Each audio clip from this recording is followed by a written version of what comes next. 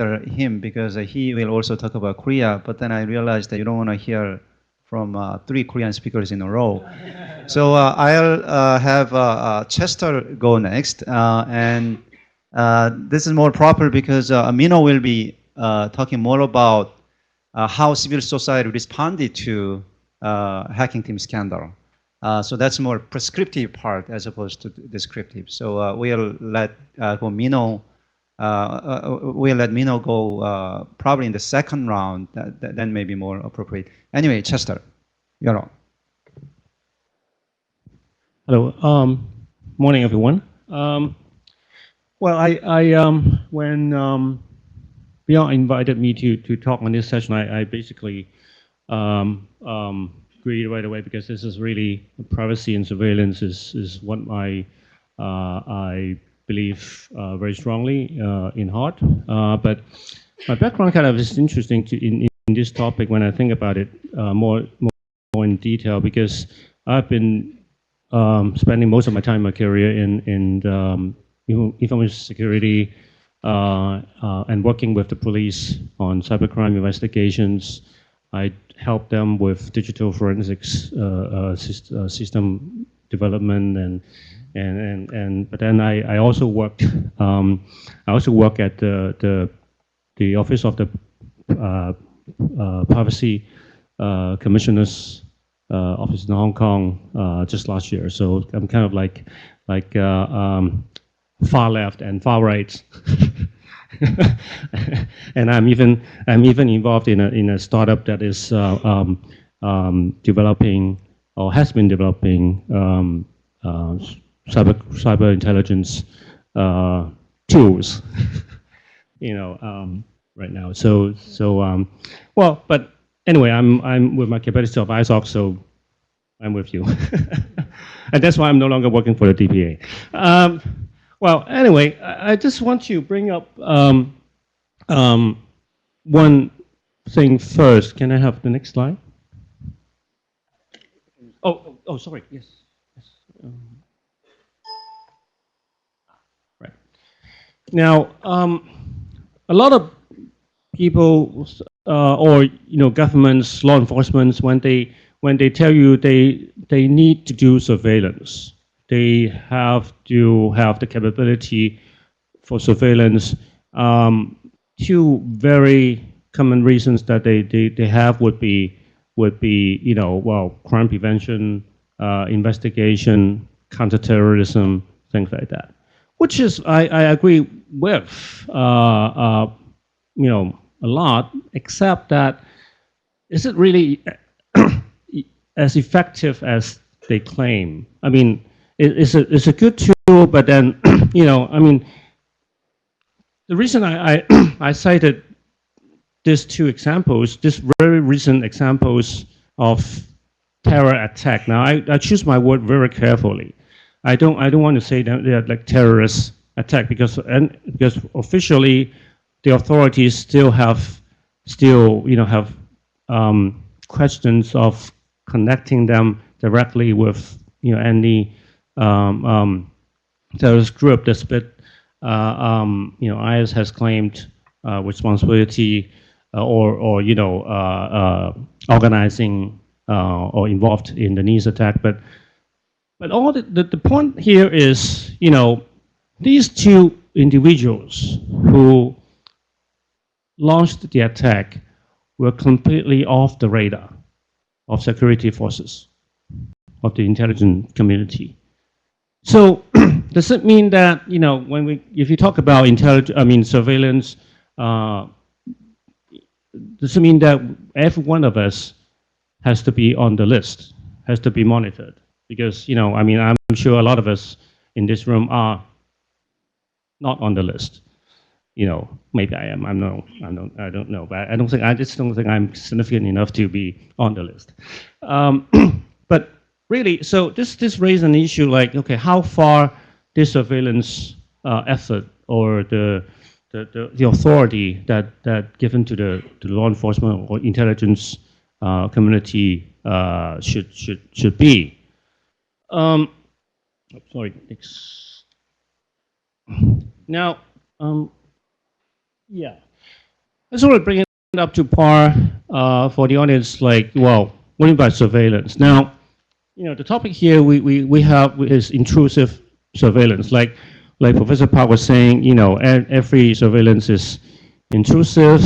To me, I slightly disagree with that because, for us, for me who involve a little bit on the cyber intelligence research, we do get a lot of information from just open data on the internet.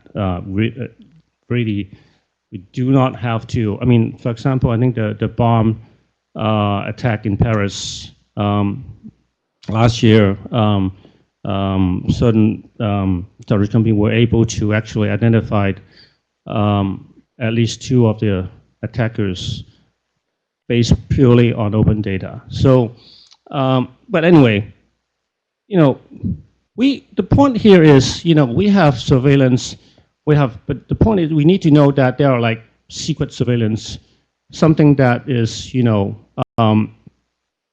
completely off, well, not completely, but mainly off the system of oversight. Things that activities that were done by the intelligence agencies that are not really monitored or questions or approved to a level that we as the citizen would be comfortable. So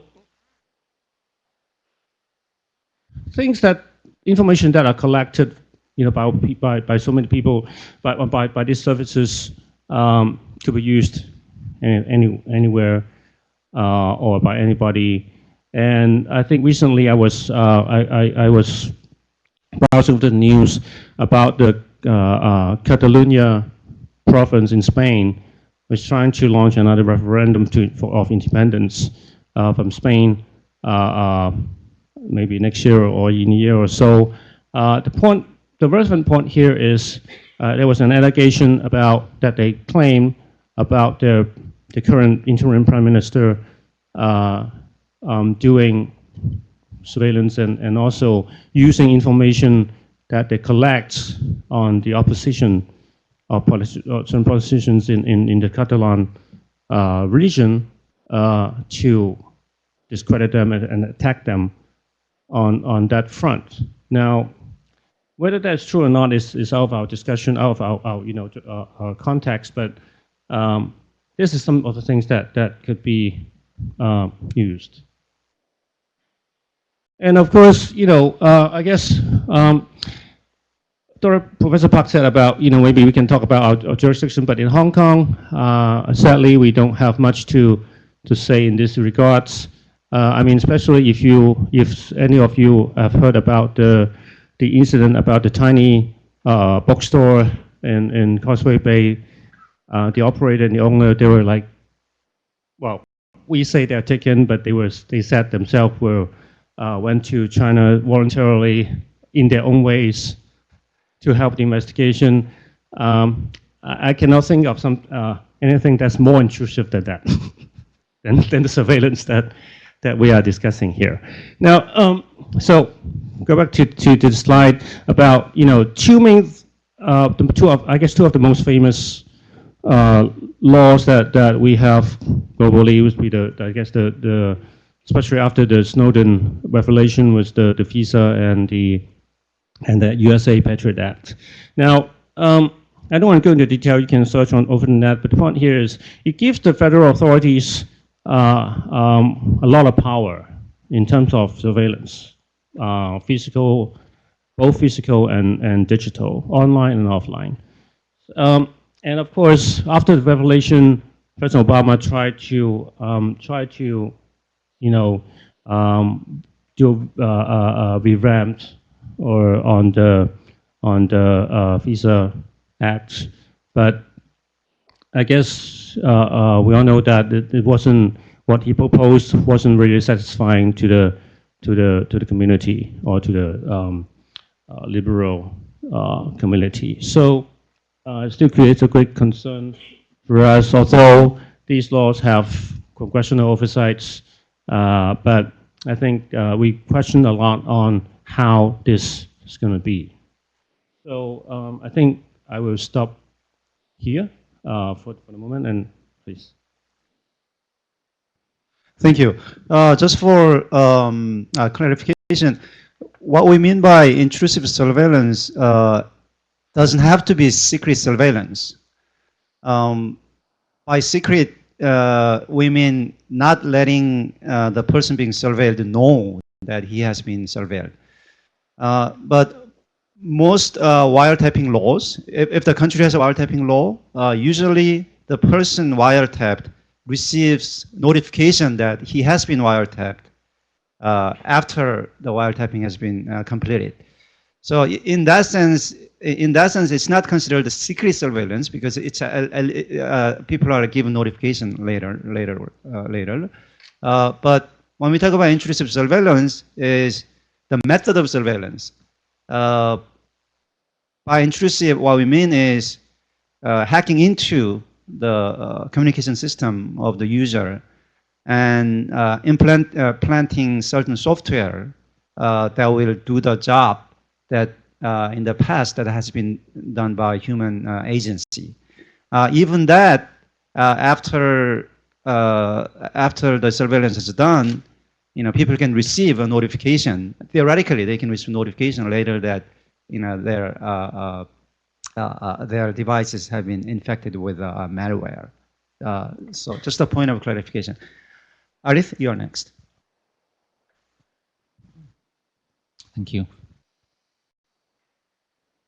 Hi, everybody. I'm probably maybe like go a little bit further as well, like on like why this kind of technology has been in the interest of like more and more governments around the world. Oh, thanks. Yeah. So probably like first of all, maybe back just to the basic first, like how to actually like when we're talking about the data that going around the internet or like in any computer system, basically we have two categories of the data. The first one, we call it like data at rest, right? It's a data that sits inside a device, right? Waiting for the processing or whatever. So in your USB stick, in the CD-ROM, in your devices, this is all the data that we put in the category of data at rest. It sits there, right? Waiting to be processed or transmitted, right?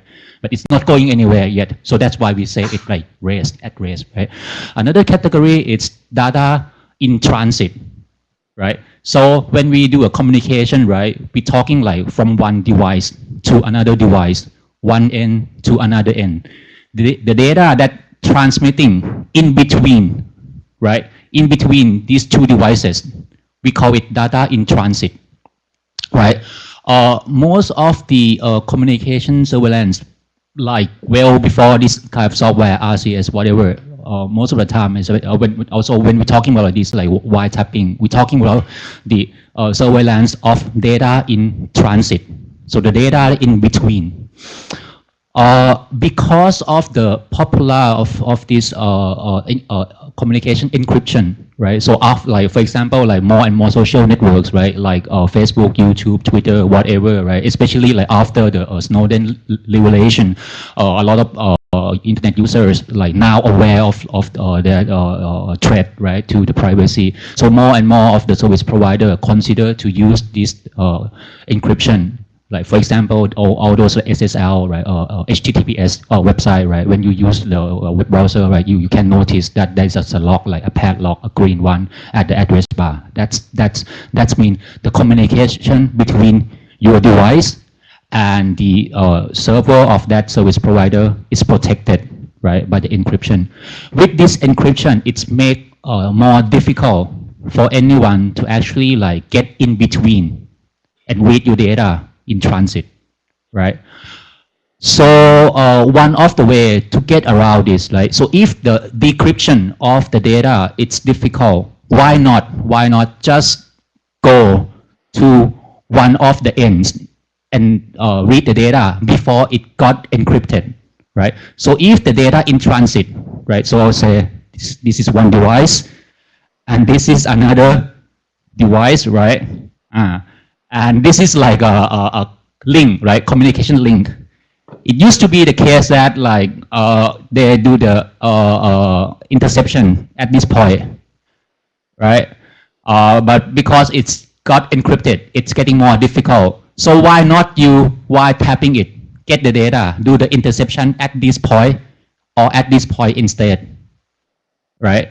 So when we're talking with the RCS thing, it means that like when your device, right, your mobile phone got infected, they actually read your data before it got encrypted and sent out of your device, right? This is why these kind of like measures getting more and more popular, because like, for example, like governments and also like all those like say like bad people, hackers, whatever, right? Found it's difficult to get in between. I back to my slide. Thanks. Maybe next, please. Yeah. And the problem is here that I think. Okay, this is from Thailand, but I think like this kind of problem like it's more like in a lot of places, in the sense that like yes, a lot we in a lot of countries we do have a law that allows authorities, right, to get access to the information, to collect that the evidences, right? If there's a reasonable belief like that, maybe the criminal activities may occur, right? So, but the thing is that the language there, it's not that really like clear. For example, when we're talking about like granting the competent official to have the power to acquire the evidence, we're not really sure like how to actually interpret this. Right, it maybe used to be the case that it's talking about like intercepting data in between, right, in transit. But because of the language, it's not so clear. Maybe it's also allow the officers, maybe, I'm not sure, maybe allows officer to also plan something in your device as well. And I think because of technological change like this, there is the necessity to actually have a more clear, more precise language in the law. Right, because in the past maybe these two things, it's there's no differentiation, right? 20 years ago or 10 years ago, right? But right now there's some differentiation, right? And the consequences is different, right? As Case Park said, right? The interception of the data in transit, many times it's probably needs some cooperation with service provider or whatever, right? So maybe there are some traces that you can trace back, like whether you the communication has been intercepted or not, right? You can check it back. Maybe you not know it right away, but later there will be some notification, so you will know about that. But in comparison, right? In contrast, if your device got planted, the interception will be like more or less like continuous, right? So there's no point of time to say that, okay, we should send the notification to the user that there has been a wiretap that intercepted, because that basically there's no end. The interception is just continuing as long as the that piece of software is still in your device. Maybe I just go quickly, or maybe just, I can do this myself. Oh, cool. Oh, thanks.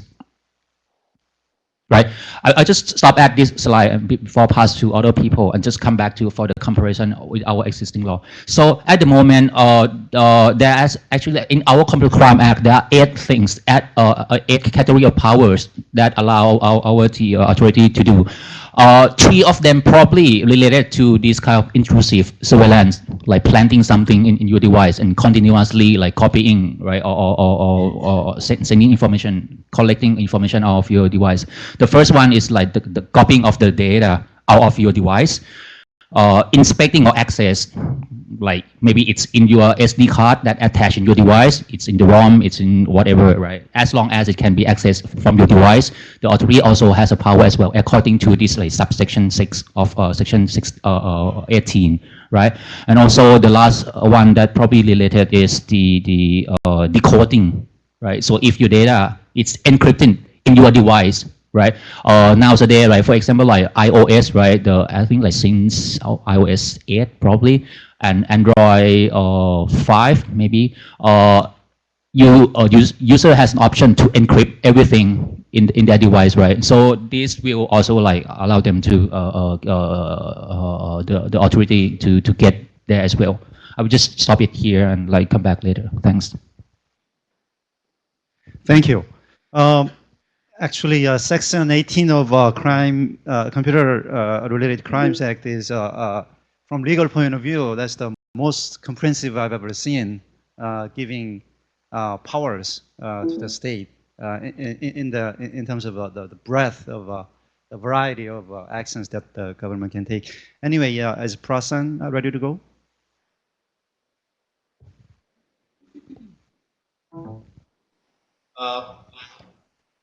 Can you hear me?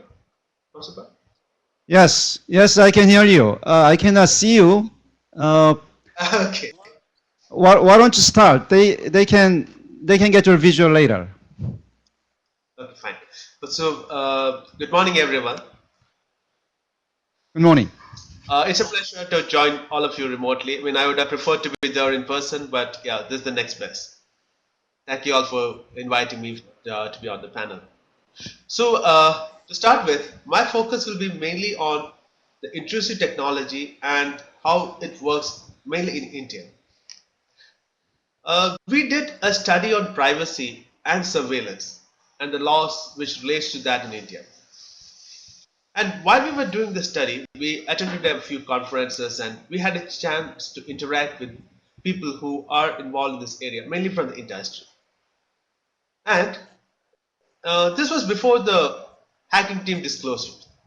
Can I have the next slide, please? Wait for a second. Yeah. Okay.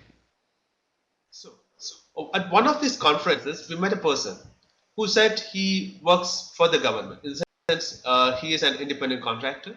He said he works for the government, for various government agencies. And the modus operandi, he said, is the same way as the hacking team tools work. They try to, once they identify a target, they try to get a Trojan implanted, a malware implanted in their system, and then try to access their system. And this was a revelation for us. There is no provision in the Indian rules, Indian law as far as we know, by which they could have done such a thing. There are set of procedures for telephone tapping, all wiretaps, whether there's telephone tapping or internet monitoring. The systems and procedures are almost similar. But here, without any procedures, without any safeguards, we had various government agencies relying on private persons. And that was the most important part. It was not that they were doing it themselves. They were relying on private parties to get it done for them. So, the main problem with all these intrusive technologies is that they rely on the problems, the backdoors of software. So any operating system, any software that we use, whether it is Android or maybe the Windows or the Apple iOS, whatever it is, they rely on the backdoors, the weaknesses of specific software to gain access. And once you have a backdoor, it's not just the, let's say, government agencies or the security agencies who can gain access. And this could be exploited by anyone. That really is a major issue. And it's not just specifically in the case that I mentioned, when you have private persons who are doing it and not just the government agencies. And that increases the problem manifold. And then came the hacking team disclosures, which showed that various central government agencies of the Indian government and various state governments, that in our federal system, that there are various state governments who again have the power to, in the case of wiretapping, they have the power to tap, let's say, phones as well as to monitor the internet. And even they were doing it. So they were in discussions with hacking team to gain access to their systems, to buy their systems. So this were the informations which were revealed on the disclosure out in the open now. The problem here is, if you look at, let's say, a person trying to access a system without the permission of that user, well, that is a criminal offense. And here we have government agencies who are hiring persons, for hiring private persons to do that for them. And we definitely don't have a law to deal with it. In the sense, we don't have a law which allows the government to do something like that. Any government agency to do something like that. Can I have the next slide, please?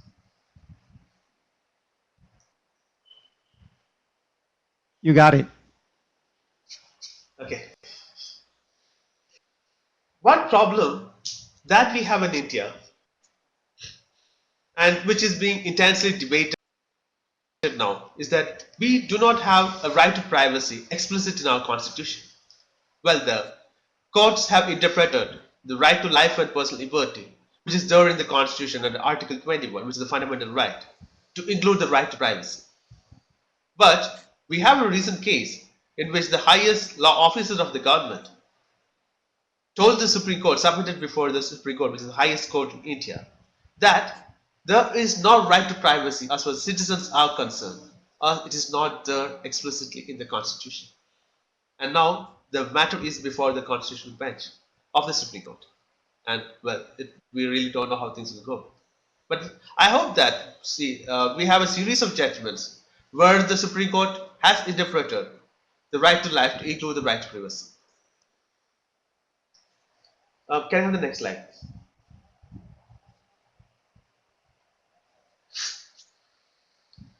As far as the surveillance laws in India are concerned, the basis for all these laws are like a century-old law called the Telegraph Act, and then we have the IT Act, and then there are various other procedural rules which cover that. I don't want to go into details of that, but the problem with all these laws are that whatever safeguards that you have and whatever orders which are passed, everything is done by the executive. There is no judicial oversight over any of these actions. And Professor Park was mentioning about how there is in most cases, in most jurisdictions, where there is a notification which is given to the person who was surveilled upon, maybe when the surveillance period is over. But even in India, that doesn't happen. You never know whether you were the target of surveillance. And consider the case in the case of something like intrusive technologies. You don't know. Even in the case of, let's say, wiretapping, you don't know. And forget this case, where this is something which is totally outside the realm of law, the way we have it in India. So what kind of solutions do we have? Now, I'm trying to not take too much of time, slipping to my last slide. Can I have the 12th slide if possible?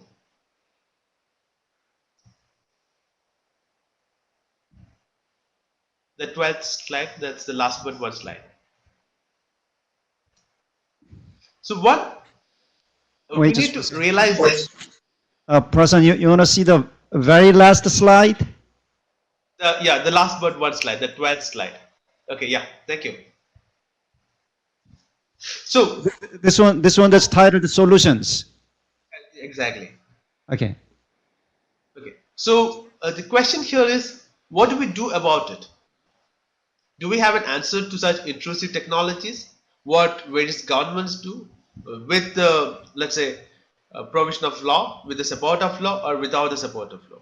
And that is where we need to have people from the civil society, from everybody who are gathered here and outside this room, etc., to work together on solutions. This will not come only from the law. This has to come from technology also. We need domestic laws which will deal specifically with it. We will need international cooperation. But as far as technology is concerned, we need to ensure that there is privacy by design.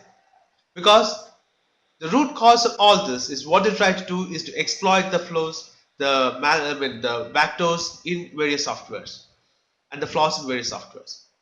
And that is where we need to make sure that this, whatever software is developed, we don't have backdoors in them. And That's what many governments are trying to say, that we need backdoors so that we can gain access system. But this is something that we need to ensure that is prevented. Thank you. We'll get into details later. Thanks a lot. Thank you. Prasan, stay on. I know that you have these interesting diagrams, and you will have a chance to talk about them in a few minutes. So stay on. Okay. Next, Gul, you're on.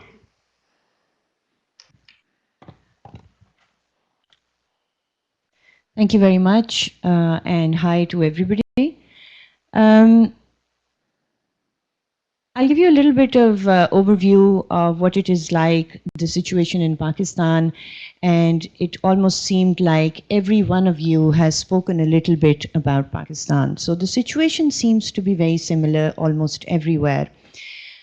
This country is about close to 70 years old. Half of its years that it has been in existence, it has been ruled by the military. And the military has been very, very powerful, even during times of democratic rule, because behind the scenes, it holds most of the powers. And surveillance or espionage, etc., has traditionally been the strongest by the military. And its establishment, we call it. It's happened forever. The tools used to be different. There used to be wiretapping, very crude type, but as technology has moved on, of course, they have been buying more and more sophisticated tools. It's getting documented all over the world with Snowden's revelations, with the hacking hacking team, etc., etc. So all over the world, it's getting documented. I'll jump straight into what Byung described as the technology. Back in 2012 or 13, Citizens Lab did some work in Pakistan, some research, and found that this software, what was it called, FinFisher, they found it to be using Pakistani infrastructure for its command and control. So we have evidence that as far back as, and FinFisher is very similar to the technology Byung described. Very quickly to recap, it is intrusive, it works through download. Once you get infected, it can read down to every keystroke, it can turn on your camera without you knowing, it can read the emails, it can access files, etc., etc., recording, so on. And so it's very similar technology. Moving beyond, so this is back in 2012 and 13. Then connecting with Chester's point, given the fact that it was being used way back then, or was discovered way back then, in 2014, we had the most horrifying terrorist attack in Peshawar on the school called the Army Public School. And over 140 children were killed. Now this is one other thing I think which is slightly different about Pakistan.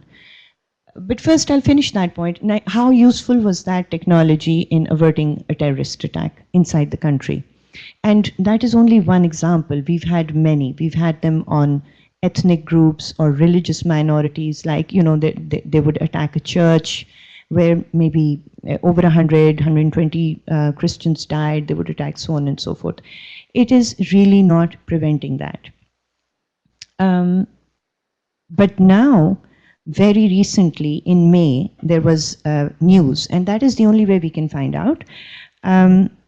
It's a US-based malware protection company called the FireEye.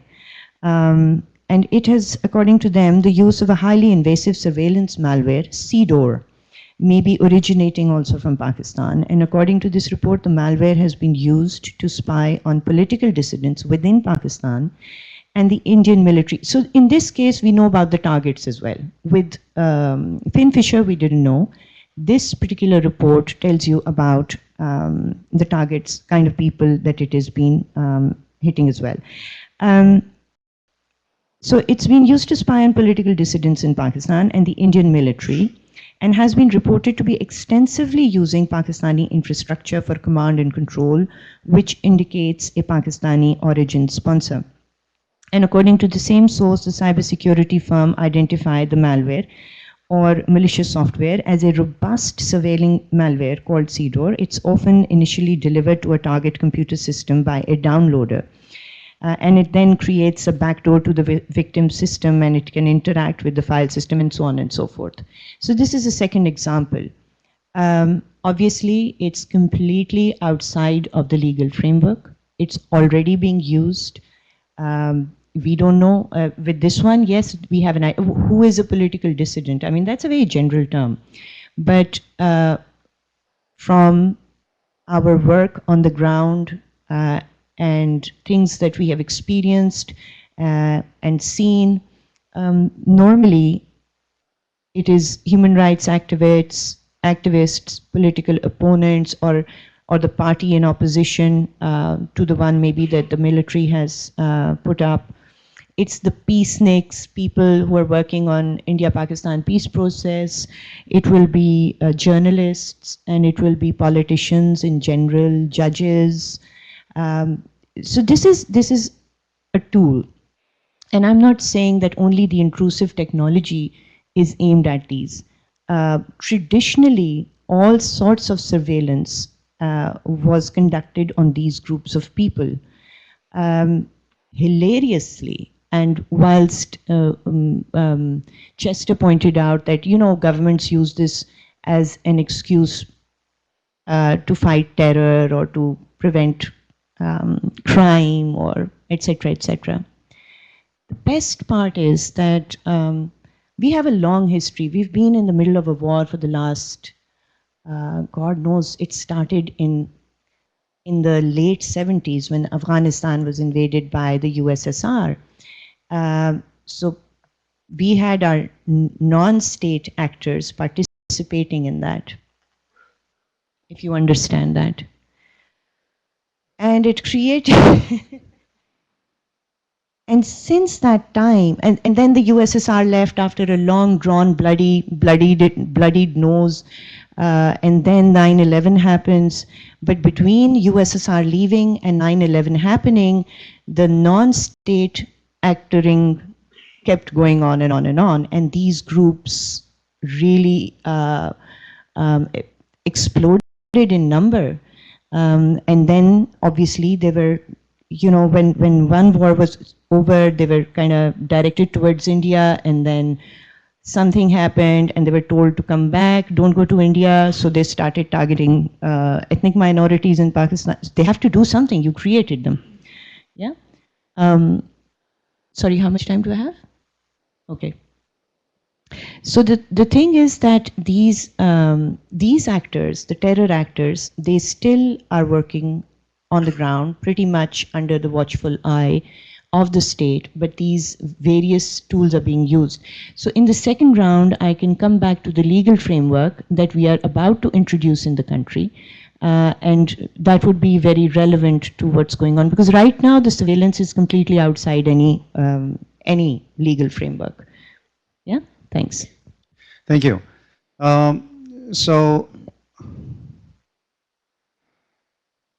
we have our last speaker, Mino, but because he's going to talk about civil society response, right now we'll do a question and answer just for 10 minutes, or 5 to 10 minutes, and then we'll have Mino speak, and then give other speakers a chance to make up for what they missed in the first round. Any question or comment on what has been presented so far?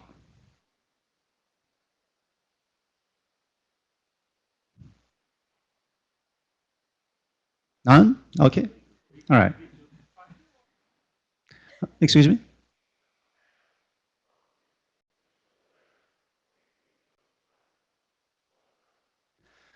Well, I think that is a question we are trying to resolve.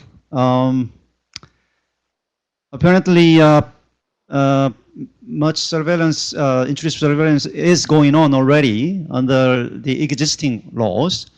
The Thailand law, section 18, seems very comprehensive, but looking at the text, it's not clear whether it specifically justifies intrusive surveillance. I haven't seen any law that specifically authorizes intrusive surveillance.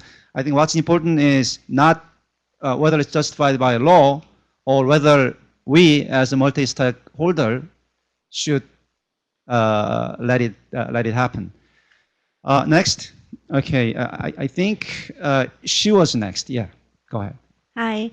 So I have a comment and a question. So to me, it feels like surveillance is a double-edged sword.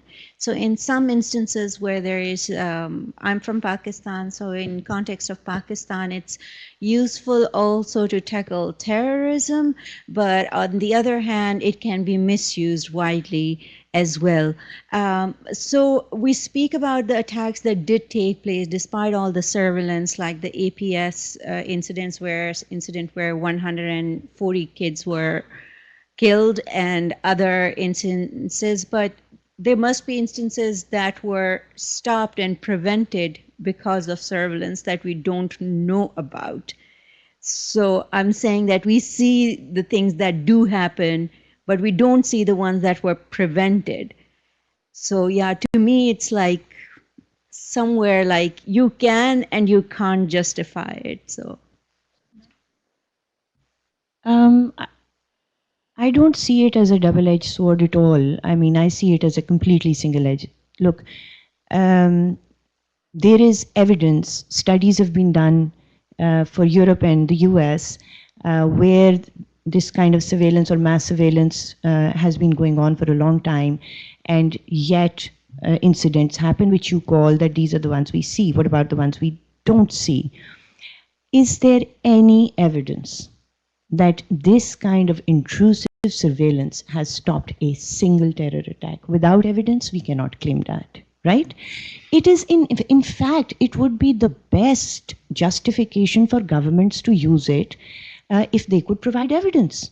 But that's, I'm sorry to say, BS. You keep claiming as a government that you need to do this, and you have not provided a shred of evidence, right? And what we have evidence of are human rights abuses that governments do doing this. Look at what happened in the Arab Spring. They were surveilling and using different technologies and going and finding dissidents and political activists, you know, for the Arab Spring. We have human rights activists who are targeted. Now, I can't say exactly which technology, whether it's the intrusive one or the other type of, you know, slightly older ones. Like you have, there in Pakistan, we have everything is connected. The NADRA database, the National Identity Card database, it has your biometrics. It is now linked to the Safe City project, which is 1,800 cameras installed in a small town called Islamabad, the capital, which has face recognition software installed in it. And, you know, it's connected to your ID card, which is connected. You can't get a phone without presenting your ID card. You can't do any. So you're being, like, common citizens are being surveilled. And every month there are so many incidents happening. So that's where I'm coming from. Okay. Next. I noticed that you people did not talk about having a processes on the use of this information that might or might not be useful for national security. So I'm talking about committees, law, and processes. Do you folks have any idea of what kind of processes that would be helpful in this kind of situation? Thank you. Okay, well, let's take that question after we do the second round, because some of the panelists may have an answer already. Yes, that will be the you will be the last question on this round. Okay, yes, thanks. So John from Electronic Frontiers in Australia. A couple of points I wanted to make. Firstly, the Australian Parliament passed a law, an update to our Intelligence Act 2014, I think, which gave our domestic intelligence agency the ability to, and the wording is, add, delete, or modify anything on a computer of a suspect. So that's pretty broad, and it also redefined the definition of what a computer is in such a broad manner that it quite literally could be interpreted to essentially apply to anything on the internet. So that's pretty broad and sweeping powers there. That they are. We know they are. We know that you know, technologies like this were used. We know that they were a client of hacking team. We know that some of our state law and state police have used FinFisher and other things as well. The other point I wanted to make is about the likelihood that foreign intelligence agencies are working together and sharing data, and we know this is happening particularly within what's called the Five Eyes Alliance. So that's Australia, New Zealand, US, Canada, and the United States.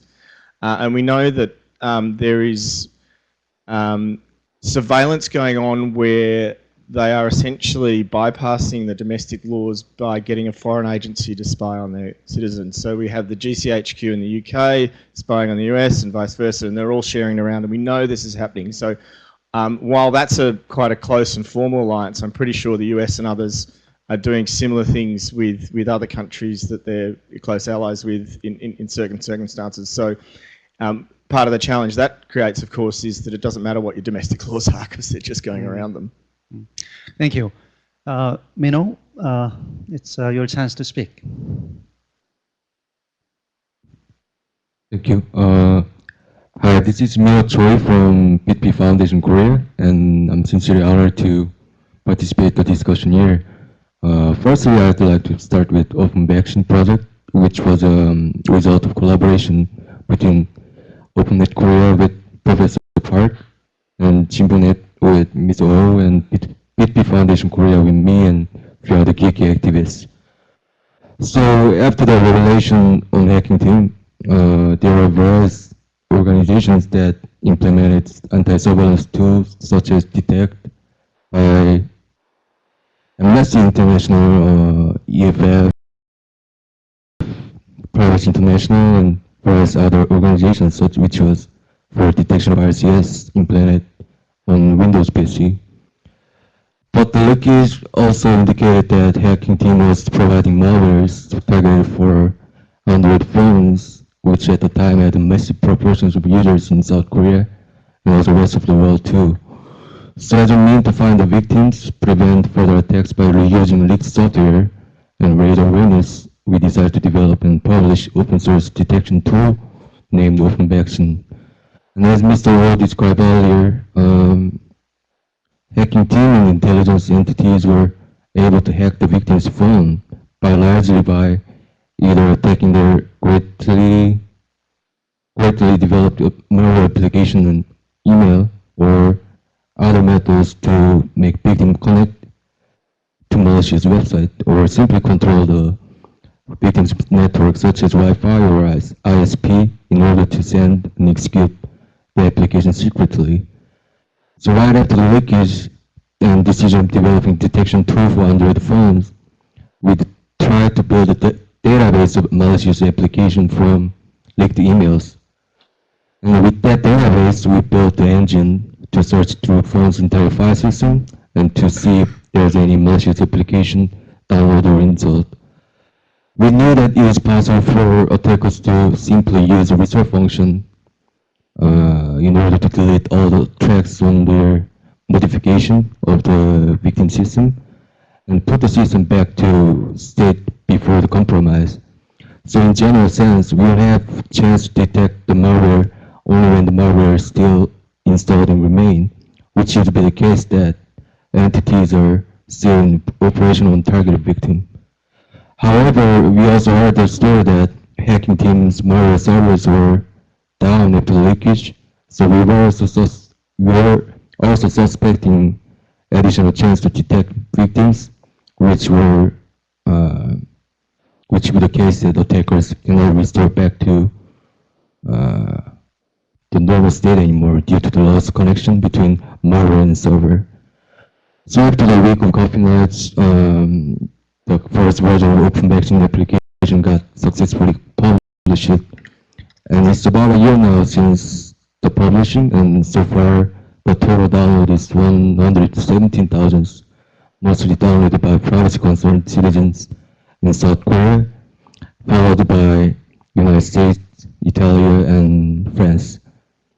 Also, back in last November, Bill Mark Jack from Citizen Lab at University of Toronto provided us and contributed our application by adding his newly found LCS application signature to our database. Yet, the harsh result is that we could not find any real victims by our application, just a bit of unconfirmed detection from unidentifiable locations.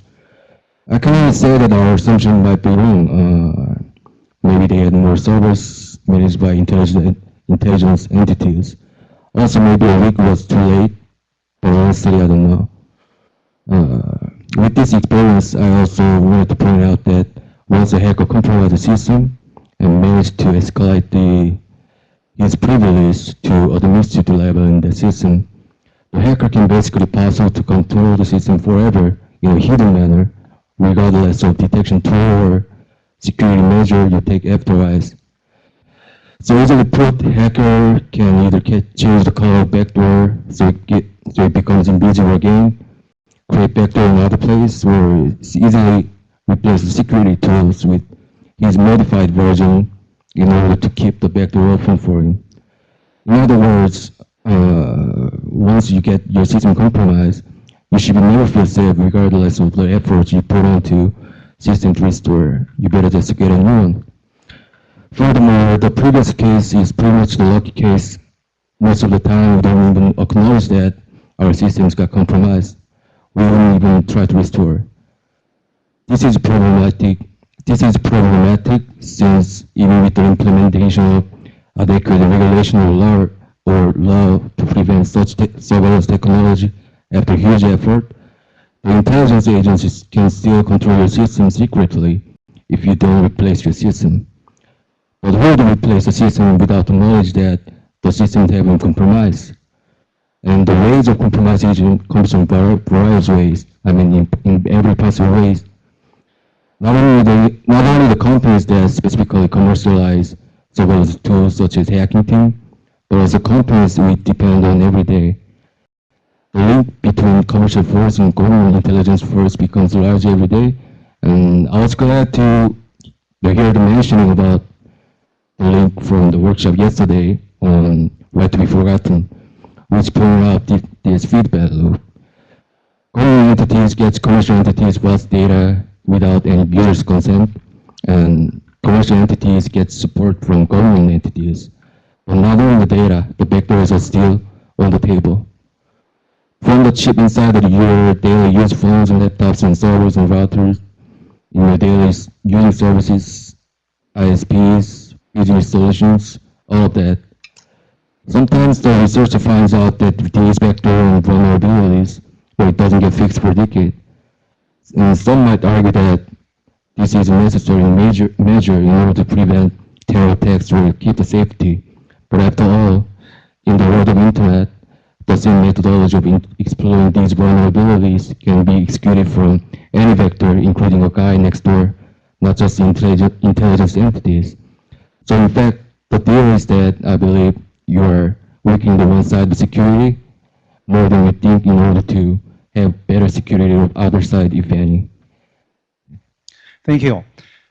So starting with the Mino, I'll give other speakers a chance to speak again, focusing on what to do and what should be done. 2 minutes each. Byung-ho? Byung-il? Okay. I have worked for advocating human rights for over 10 years, but in principle, I don't deny the necessity of some level of wiretapping, but actually, I can't agree on this kind of surveillance, using this kind of surveillance technology. For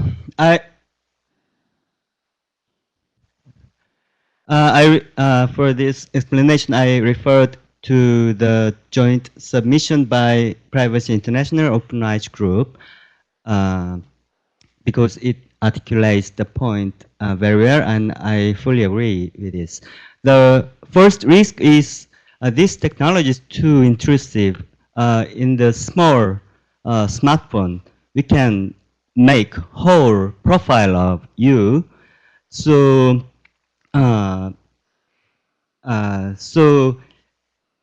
and there are many materials and information which is not related to certain crime. And second, when we deal with digital evidence, it's very important to keep the chain of custody. But this kind of technology can, can compromise the integrity of the evidence. And finally, I think it's very unethical for government to use this kind of technology because it can compromise the security of the users of other who are not suspect and even the entire of internet. So, but even if this technology would be permitted at all, it should be allowed in the very strict conditions. So again, I referred, oh no, sorry. Again, I referred to the submission of Privacy International and Open Rights Group for the necessary condition. I will not explain in detail about this in consideration of time, but it deals with 10 conditions.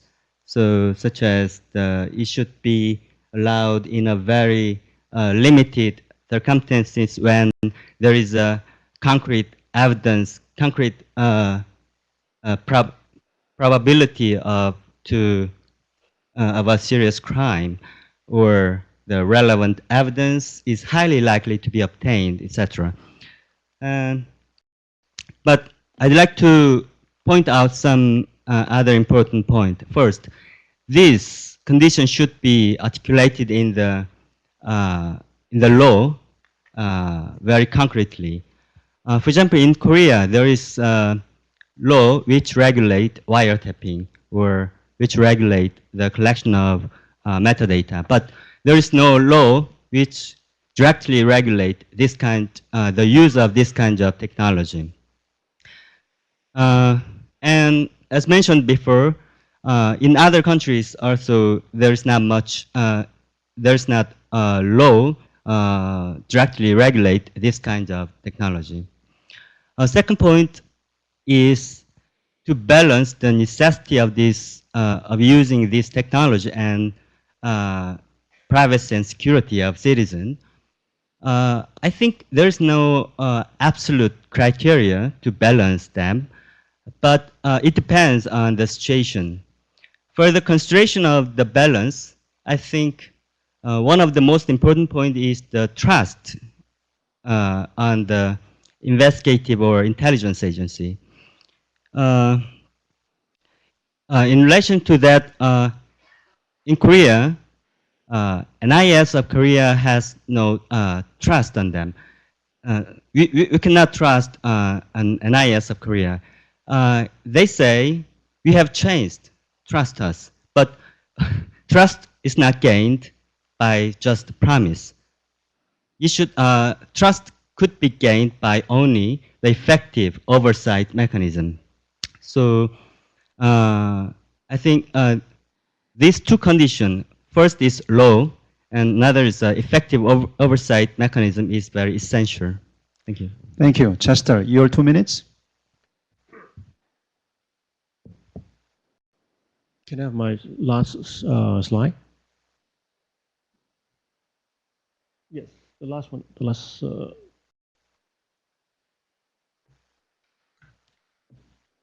sorry. Yes.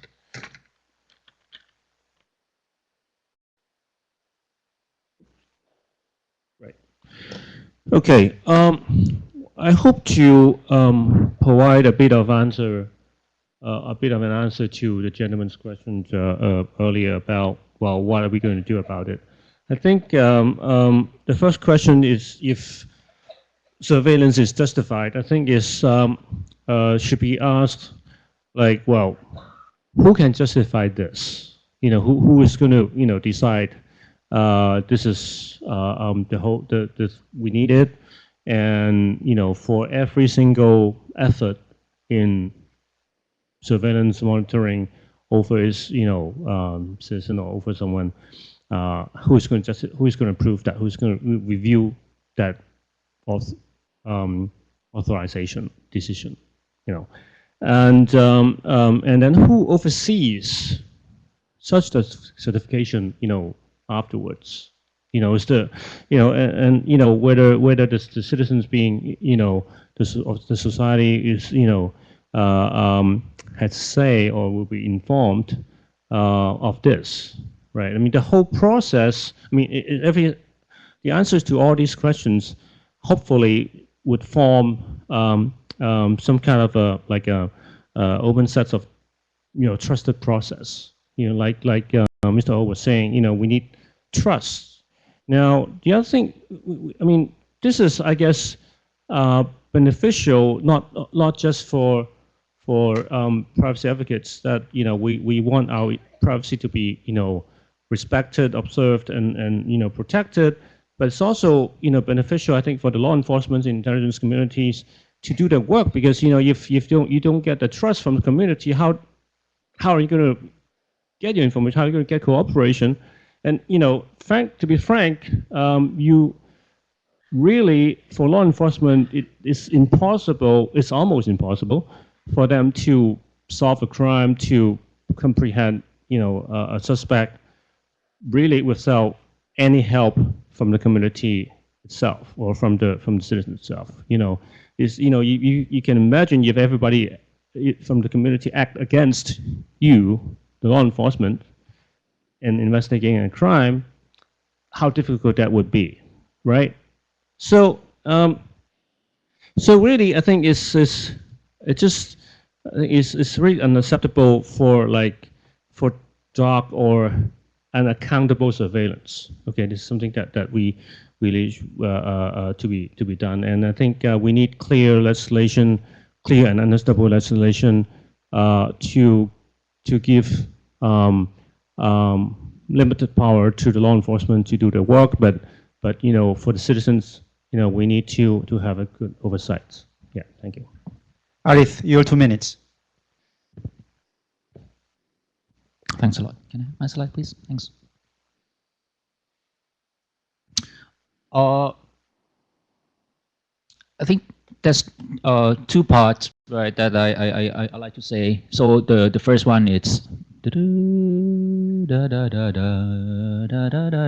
I cannot read Chinese, I'm sorry, but yeah, thanks. There's some helping hand from somewhere, and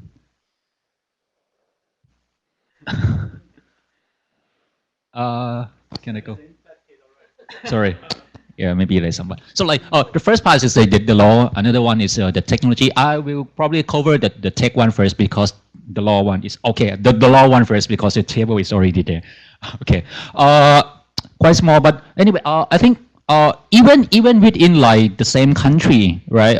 Several laws require different conditions in order to do this kind of interception, right? The intrusive surveillance. For example, our colleagues, right, talking about the requirement, right, before to get approval, right, to plan this kind of software in any devices, what kind of consideration or conditions that should be taken, right? For example, in our I try to compare our 2 existing law, right? On the left-hand side, it's a Computer Crime Act. On the right-hand side, it's a Special Investigation Act. You can see the differences. Like, for example, the one who can file a petition to the court, right, to get the court order or the warrant, right? For the Computer Crime Act, any officer, according to the Computer Crime Act, right, can file the petition.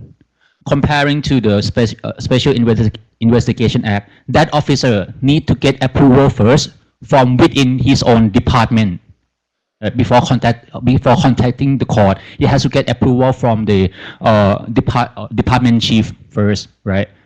And then when you see which court that can approve this can issue this warrant. In the Computer Crime Act, it's like any judge in a jurisdiction, right? But for the Special Investigation Act, it should be the chief of the criminal court, for example. So you can see like even within one country, there's kind of like differences, right? And also like like time limits, right? Or like the measures that you should do after approval. You can see that in Computer Crime Act, there's almost like nothing, right? But for the Special Investigation Act, right?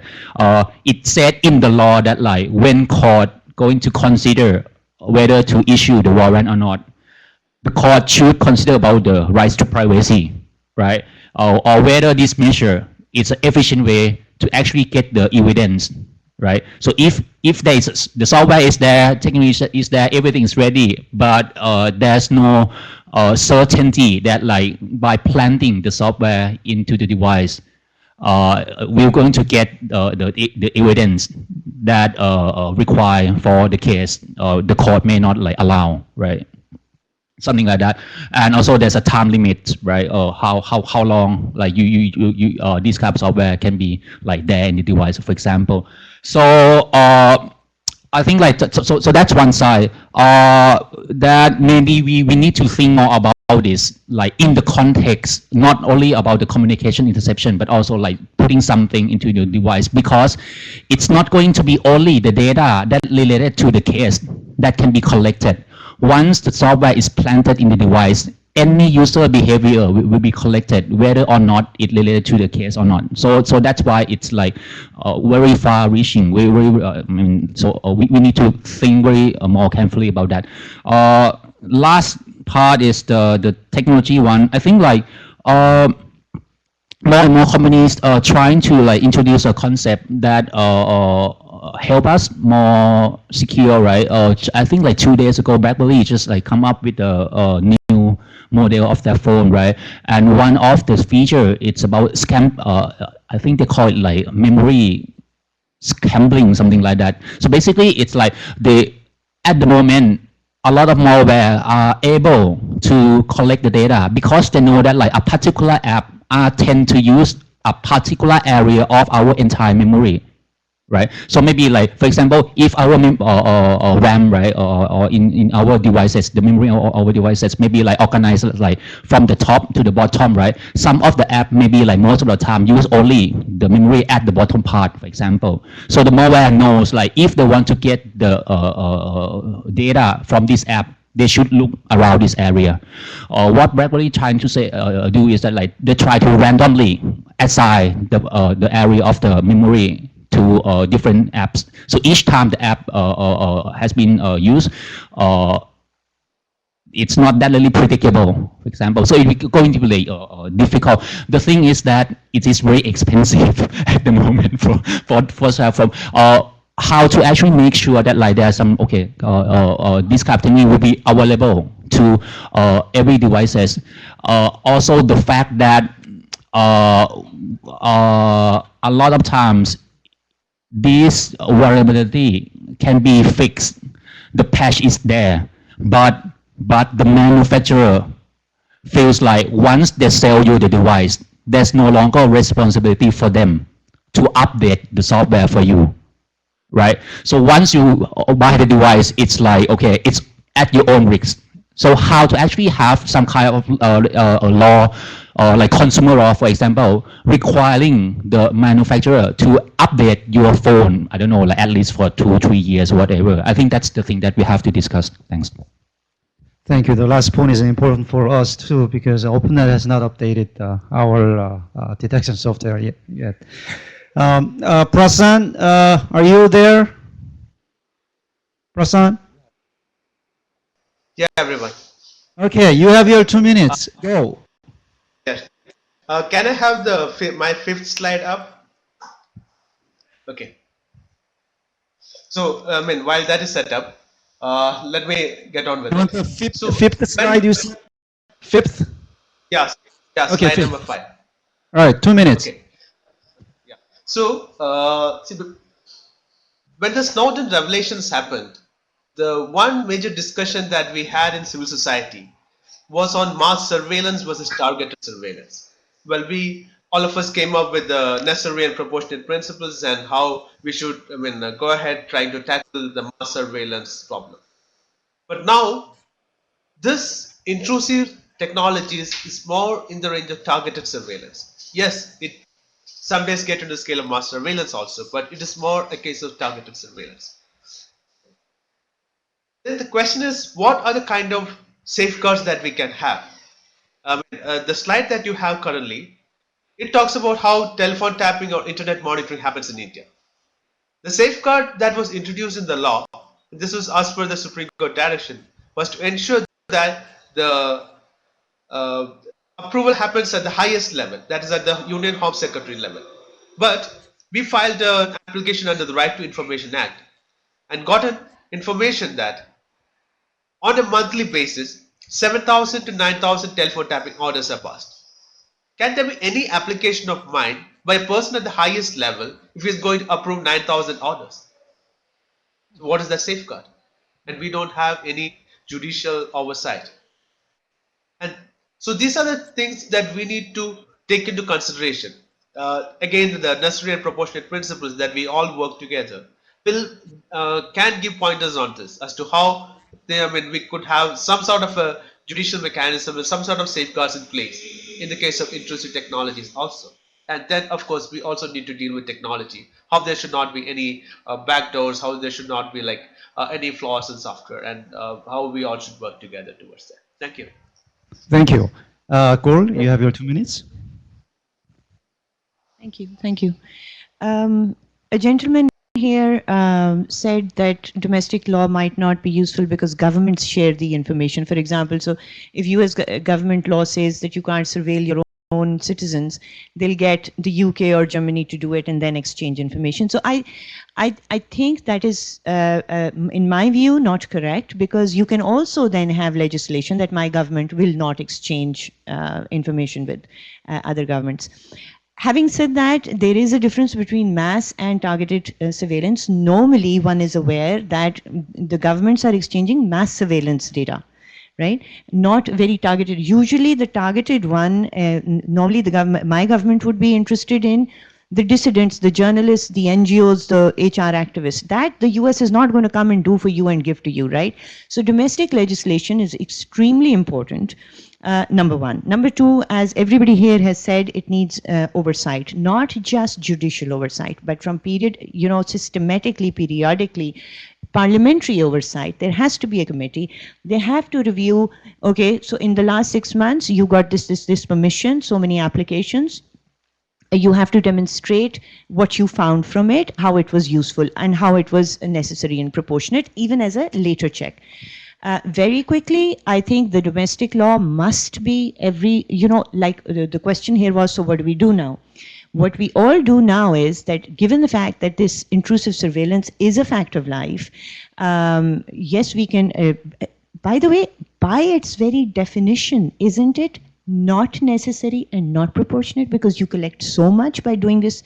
You're obviously finding out if I'm shopping for something. So how is that necessary and proportionate? So by definition, this technology is not necessary and proportionate, number one. However, when we lobby for domestic law or for it to be changed or amended, we must keep the 30, and I don't have enough time, but it has really, it applies human rights framework to communications surveillance, and there are 13 absolutely important principles that it lays out, which every domestic cybercrime law should comply with. I'll just talk about one or two, for example, here very quickly. Advanced user notification. We can have a long conversation, but you can look it up later. But the point is, the Pakistan law, which we are drafting right now and which is being debated in the Senate as we speak, actually bans the service providers from giving advanced user notifications. It goes exactly against the 13 principles. Then there is due process as one of the points in the 13 principles. And due process, very quickly reads, except in cases of emergency where there is imminent risk of danger to human life, in such instances, retroactive authorization must be sought within a reasonably practicable time period, which means without judicial warrant, right? mere risk of flight or destruction of evidence shall never be considered a sufficient enough reason to justify retroactive authorization. Now, Pakistani cybercrime bill does exactly that. It says you can go and seize data, or you can do so resting data without a warrant. If there is a risk of flight or destruction of data, it goes, I mean, it actually says the opposite. There has been no reference to these principles. So that is, I think, the most important thing. Yeah, I think there is a lot more, but basically, if we all kind of make that our guiding principle, it can take the teeth out of the surveillance being done. By the way, one other very important thing, the law being drafted is also section 36, I think, refers to real-time surveillance. So real-time could technically include these technologies, not just tapping your phone. It could include this. So they're trying this and that and this. Yeah, thanks. Okay, thank you. We are out of time, but yesterday I remember that they had a lot of food at lunch, so you'll not run out. So, any question or comment? We'll just do 5 more minutes for question and answers. Yes.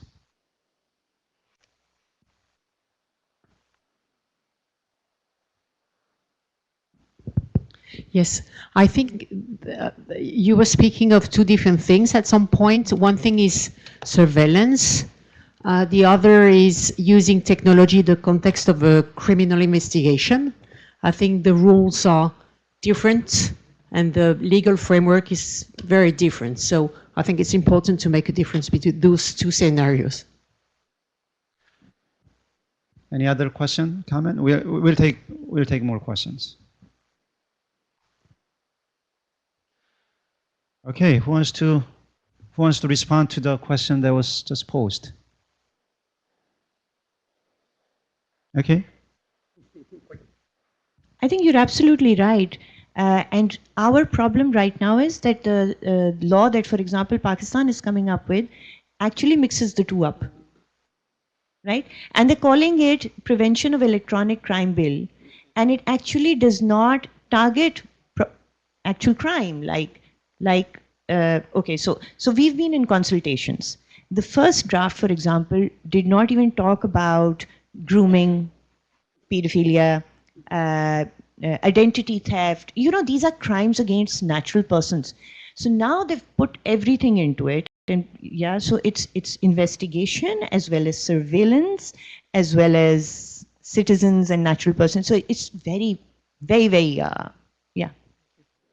Thank you. I mean, it seems that the question posed was whether surveillance by intrusive technology should ever be allowed, and it seems that many panelists, several panelists have said, yes, there are situations where it can be permitted, but should be permitted under stringent circumstances. And one of the requirements that the panelists mentioned was that the security of the user's device should not be compromised. But I don't know. I mean, I'm not a hacker. I'm not a techie, so I don't know whether once somebody hacks your phone, whether that phone's security can be restored to the pre-surveillance stage. I don't know whether that's ever possible. So if there is no question or comment, we'll end here. Thank you for your attention, and thank you.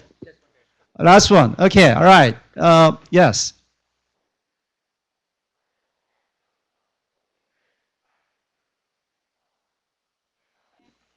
When she was Home Secretary, she pushed for the investigatory power bill to enable the internet service provider to retain the user's data and give extra powers for their law enforcement to do such intrusive surveillance.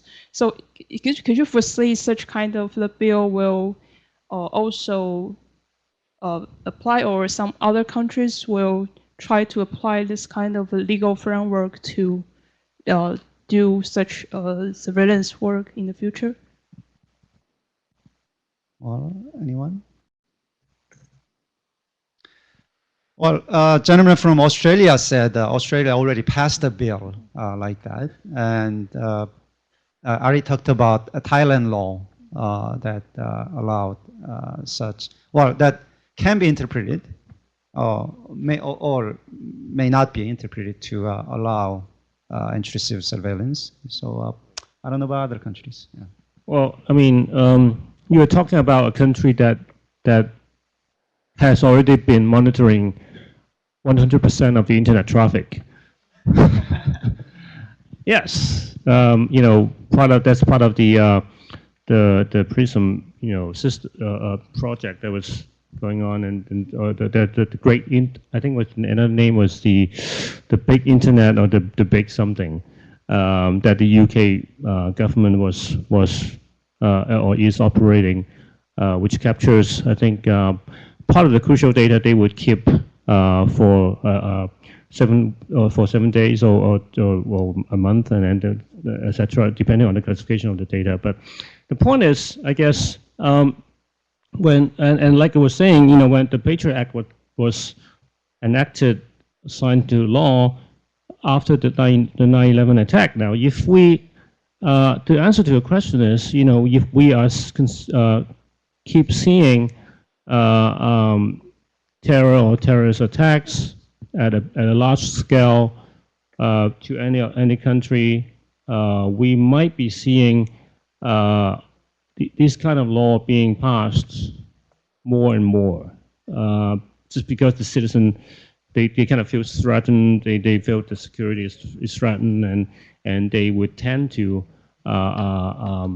say, well, okay, well, I compromise on my privacy, and I allow the state to do more surveillance, and hopefully that would give me a bit more protection. But the point, I think as I said earlier, personally, I'm not objecting the state to do what it can to protect the citizen, which is their primary responsibility, especially the home department.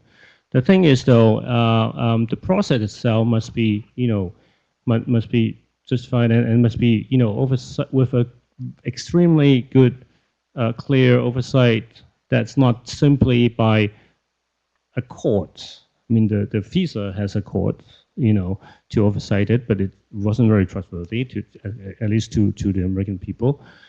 You know, so it's really how the whole system is set up. So yeah, that's my point. Okay, I'm not going to do closing remark again. So thank you. We'll end here.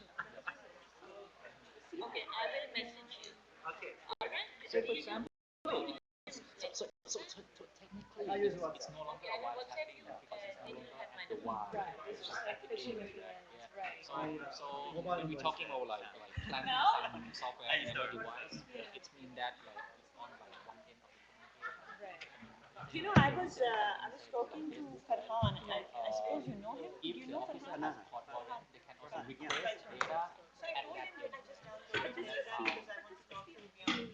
And he said actually because this whole, you know, the idea of banking into data actually has only really become harder in the last few years. Because he said that Telegram is closing for your backend. WhatsApp is they've already found new ways to. I mean, the software has automatic encryption and all. 7, 8 years. I mean, the hacking but I mean, the sales of it has increased a lot because of that. because of that stuff. Do you have your contact card or an email? I can keep you my email. Sure, that'd be great. I'm building a media site talking about technology impact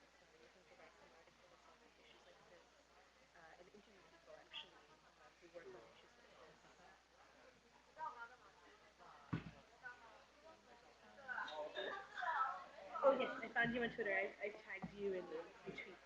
Oh yeah. I saw that. Yeah. You tweet. Yes. Thanks a lot. Yeah, you tweeting actually about this. About this.